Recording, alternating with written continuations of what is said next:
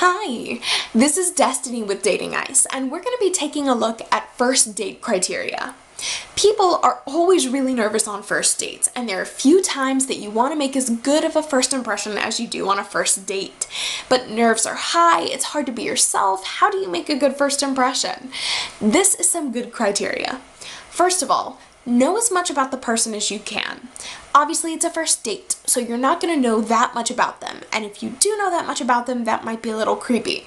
So, make sure that at least a family member or a friend knows them fairly well and will know where you guys are going. This way, if your date turns out to be a unsavory character, someone will know where you are and what you're doing. This is not a good idea to go on a date with someone who you've never met before, who you've barely talked to. Make sure that even if you're doing online dating, you have a fairly good idea of who they are before you actually meet up with them. Second, make sure that you both enjoy the activity that you're going to do.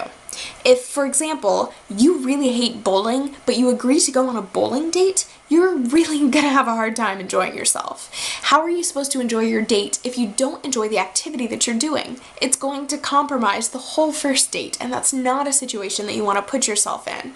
Make sure that you're both on the same page and you're both doing something that you like so that you can like each other's company as much as possible. Third, make sure that you prepare some questions for your date.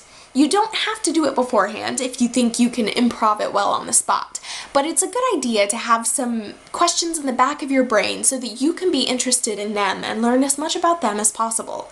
It's always nice when someone has really great questions to ask you about your life, and if your date has those, great, but you don't want to be the date who's struggling to find conversation awkwardly, so make sure that you have some things prepared that you can talk about.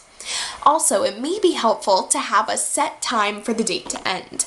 You don't want to be stuck on a date and you're not sure when it's going to end, especially if it goes badly, and that actually happens a lot more than you might think. So make sure that you're both on the same page about when the date is going to be over.